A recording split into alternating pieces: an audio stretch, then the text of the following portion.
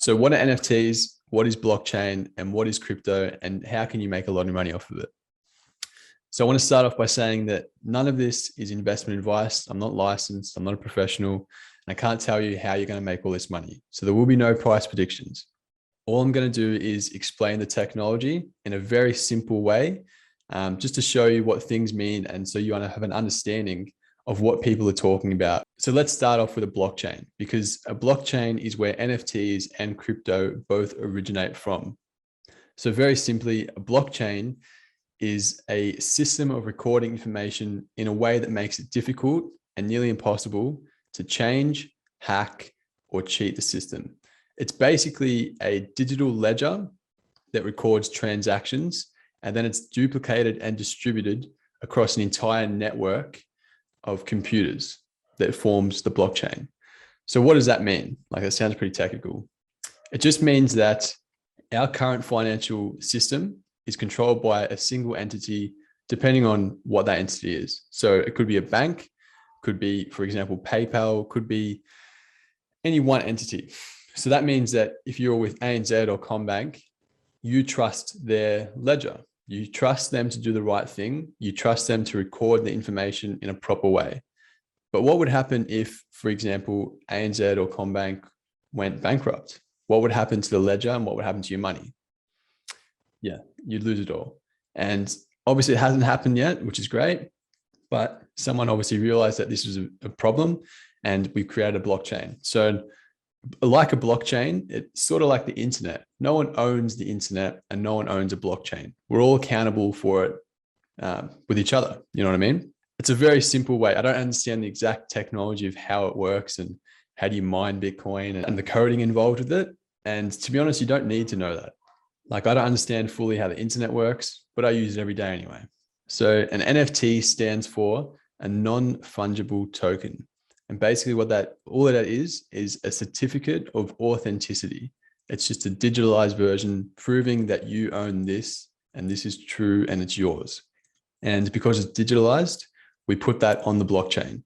And that just proves that it's yours, pretty simply. And so what are NFTs? Like, what can be an NFT? Well, anything, literally anything. This can be an NFT.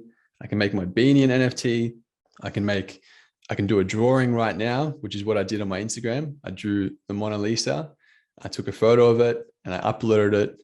They call it minting. So you can go on any platform that allows minting. Just type in how to make an NFT and that'll come up. I used OpenSea, and basically you'll just attach your wallet, which I'll get into in a second, and you upload the file as long as you own that. You can upload the file, turn it into an NFT so it's digitalized, goes onto the blockchain, and then it can be bought and sold. So how are they being used at the moment? How do people use NFTs at the moment? Well, at the moment, the main use case is retail arbitrage, which basically means that they're being flipped. People are buying them and then selling them for a profit. This could be with trading cards, could be with the bored apes that I put on my Instagram, could be with the pudgy penguins that are going around Twitter, literally anything. People just make this collection. People give it some value, like the punks that are going around for millions, and they're bought and sold. And what gives them that value? Well, mainly just internet hype, really. You see a celebrity that owns a punk, you want the punk, so now it goes up in value, and there's only a limited amount, right? Because if it's an NFT, it shows that it's a one-of-one copy. It can't be duplicated in any way. So when you buy and sell these NFTs, because it's on a blockchain, that means that it's a digital ledger, which also means when I buy the NFT, for this sign right here, I get the entire ledger. So I can see who made it, how many times it's been bought and sold, and for what price. So I have the complete transactions because it's in my ownership, which is also sort of what happens at auctions and galleries. You know what I mean? It's just a digital gallery, really. So why am I interested in NFTs in the first place? Well, one, I'm interested in any future technologies. I want to get ahead and I don't want to get left behind in any way. And two, the retail arbitrage that's happening at the moment is insane. I've never seen anything like it. Like, I'm seeing digital pet rocks. Like, a digital pet rock being sold for 60 grand or 120 grand. And it's like, what? Who's buying that for $120,000? And who's buying this Bored Ape, for 1.2 million? Who's buying this cyberpunk, this punk for however many million that's going for? And it's sort of like, I know that people are buying them and then selling them for profits.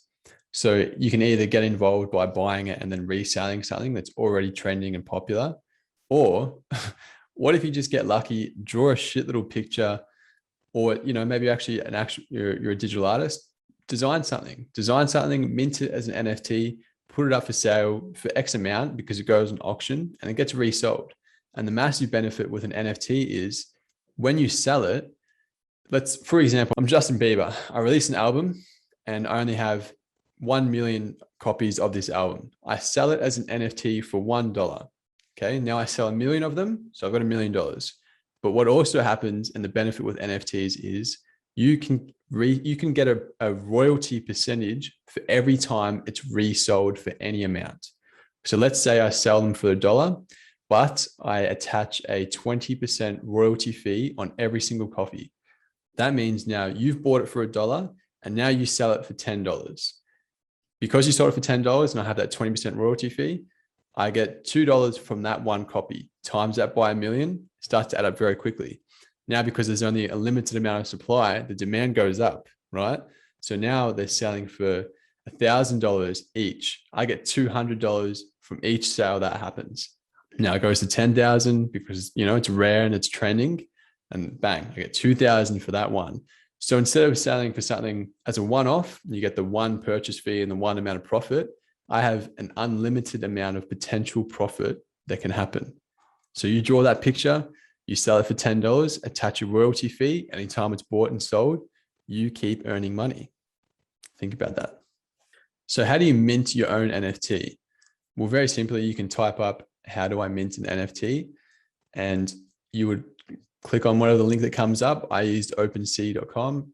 You would create a wallet, which is basically a bank account using cryptocurrency. You would link your wallet to the exchange, which could be OpenSea or any others that you use. You would upload your NFT, could be a drawing, could be some digital art, could be whatever. You would upload it. It would convert to an NFT. It would then make you the owner of the NFT, and then it's up to you. You can choose to sell it or keep it to show other people on like a big global gallery, and anyone has access at looking at that. So it's a pretty simple process. You can do it in 10 minutes and you've got your own NFT. Why would you want that? For one, just to show that you can do it, and it sort of walks through the technology for you. I did this morning with the Moaning Lisa. I drew a picture of Mona Lisa, put some lips on it, and then did it just so I could learn it and just so I could explain it to you guys. So that's pretty simply how they're being used at the moment. So will they stick around? Like, what's the future use case of NFTs? I think yes, they will. They will definitely be around forever. If you can see where technology is heading, we're obviously becoming more digitalized, and we rely on this. We rely heavily on a digital world. And it sort of makes more sense because it's cheaper. It's cheaper this way. It takes more money to buy, a physical location, turn it into a gallery, host people there. People have to come there and then buy it. It's slow and it's expensive. So a digital NFT, I can just take a picture on my phone, post it online. Anyone in the world, anywhere, anytime can buy it and sell it. So it's much more cost effective, which is why I think we are going to head into this. If you look at what Facebook's doing at the moment with the Metaverse, basically the Metaverse is virtual reality. We all know we're heading there and it is coming. So instead of going to a basketball game, you can only host, say, 20,000 people there. It'll be virtual. You're going to really see the New York Knicks versus bloody LA Lakers. And I'm going to put on my goggles. I'm going to pay X amount of money to watch it. And instead of hosting 20,000, now I'm going to host 1 million because it's virtual and I can host as many people there. You're going to sit on your couch, you're going to watch it, you're going to have your friends next to you. You're going to pay digital money for fake popcorn just because it's funny, just because your friends are there, and just because it will come to a point where we're paying in crypto. Everything's on a blockchain. All the transactions are happening on a blockchain. So for example, I'm not going through PayPal. I'm not going through a bank. It's all happening digitalized and decentralized. Decentralized means nobody controls it. No one entity can own what's happening. So the big one is, what is crypto and how can you make money off of it? So just remember, I can't give you any investment advice. I'm just saying from what I've seen and what has been true in the past. So we've all seen Bitcoin. We've all probably heard of Ethereum, but that's just 2 of thousands of cryptocurrencies. And each of them have very unique use cases. They all solve different problems. And you can sort of think of a lot of these decentralized cryptocurrencies like shares in a company. They're very similar in how they operate, except with any other stock exchange, you would notice that you have to register to be able to buy and sell any shares in any of those companies listed on that exchange. For example, I'm in Australia. I would register to the Australian Stock Exchange through a broker. I would buy any shares in any Australian companies, and that would mean that there's only X amount of people on the Australian Stock Exchange that can buy it. For example, 50,000 people. That means that I only have 50,000 people that are exchanging money at any time, which would mean that I'd only have maybe a few $1 million that are floating through the exchange in the opening hours of 10 a.m. to 4 p.m., 5 days a week. It's closed on weekends. So you can imagine there's not that much money that flows through the market. Now, for the first time, because cryptocurrencies and blockchains are all decentralized and they're global, we have a 24/7 global market. And you can imagine how much money flows through a 24/7 global market. So instead of just having a few $1 million of Australian money going through, because there's only a certain amount of Australian investors that are buying and selling these shares at a given time, now we have the whole entire world and all of their money that's going through multiple cryptocurrencies every single second of every single hour of every single day. So that means that the gains that you can see from cryptocurrency is unlike anything we've ever seen before. And it makes sense. So for example, I've personally been investing in the Australian Stock Exchange since June last year, 2020. And you'd be lucky to make, for example, 30% gain on a blue chip stock like Qantas. And then you see, some micro cap companies where you can make maybe, 200-300% gain, 2 to 3x your money. And now, that was the best. That was the best thing ever. But now you see these cryptocurrencies that are, just going up 60,000%. And you're like, what the hell? How does that even happen? Well, it happens because there's so much more money that's involved now. So how do you make money with crypto? How do I make money with Dogecoin and Bitcoin, Ethereum and XRP?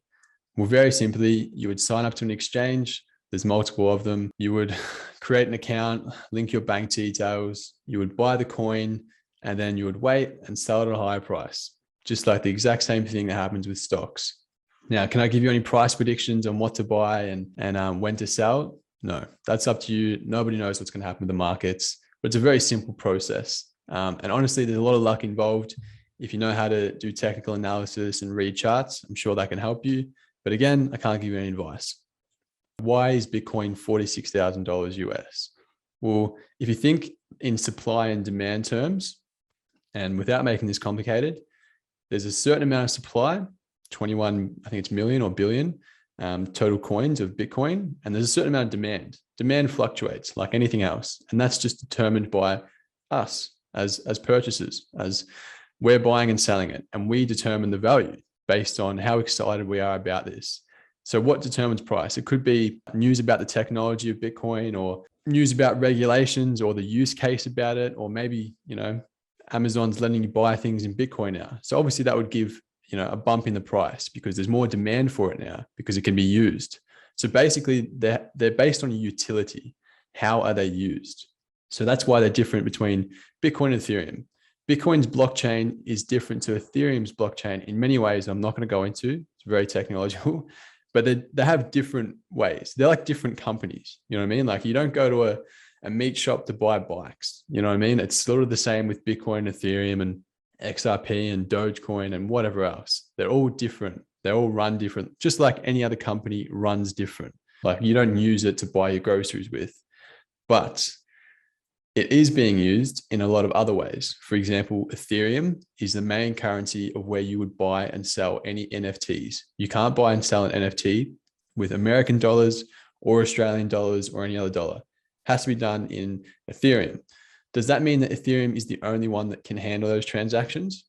No, there's other cryptos that can handle it, but currently we only use Ethereum just because it's the most popular one. It's been around for a long time. So why do we have cryptocurrencies in the first place? Because we don't want centralized money. And that's sort of hard to wrap your head around. And I can't explain this fully, but basically all our money comes from the one place. We all rely on the Federal Reserve to print money, to give to banks, and to give to us. And it flows throughout our economy. You work for a business, the business pays you, your taxes flow through, we print more money, and we keep going around this circle. And what's the problem with that? Well, the problem is that you're relying on your country's economy to do the right thing and hold its value. Now, this has multiple problems with it that I'm not going to go into because I don't want to confuse you. So what are the benefits of a cryptocurrency compared to a dollar? For example, an Australian dollar is that it's not centralized. Not one entity has total control of it. And I can move it around wherever I see fit, whenever I see fit, with no one tracking me or seeing what I'm buying or selling, because I value my privacy. It doesn't happen in your bank account that your bank can see, and they can monitor what you're spending and what you're buying, and they can track you like that. The same way that, you can use Facebook ads or Google ads to track your spending habits, and then I can offer you more of that. You can't do that with a blockchain yet. I don't know if that will come in the future. I'm just saying where we're at now. So what does that mean? What does that mean? It just means that, for example, instead of having a bank and you have your app and your money is on there and you can see that, you may have, for example, your MyGov account attached. And now instead of having Australian dollars that you're used to seeing, it just will be an Australian coin, a digital coin. Sort of looks the same. We're sort of already used to it. And I think it's very easy for people to understand that. So what would be the benefits of having that? And why would we swap over from an Australian dollar to an Australian digital coin?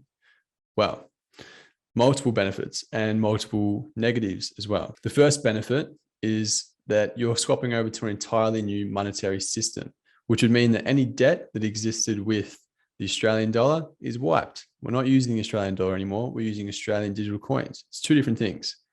The other benefit is that it's on a blockchain. This was not on a blockchain, and now it is. Now, if it's a centralized currency, whoever made it centralized, for example, Australia made the Australian digital currency, they have complete and total control over everything that you do and how it's spent. They can track it. It's theirs. You're on their system. So I first bought Bitcoin and Ethereum back in 2017 and Litecoin, and I thought I was too late. I thought I'd missed the boat on it. I thought that I wasn't going to make any money of it. And I didn't really understand what I was even doing. I found a guy at work. He explained how to do it. I thought I'd buy some and see what happens. And now here we are in 2021, and it's still not mainstream. We still don't fully understand it, and not everybody's involved. So I genuinely believe that we're still very, very early in this process. And I think that there's still way much higher future price growth that can be factored in, because we're not using it yet. At the moment, we're sort of just buying it and selling it to make a bit of profit that we turn back into our dollars. There will come a time when we don't use the dollars anymore. We strictly use these digital currencies, and we're going to want to hold our wealth there instead of in a bank account. So I'd encourage any of you that if you're interested in this, have a look, search it on YouTube. There's some great people that are talking about it, some great famous influencers, smart billionaires that are all involved with this. Mark Cuban has his own NFT platform. Robert Kiyosaki, author of Rich Dad Poor Dad, he's an owner of Bitcoin and Ethereum.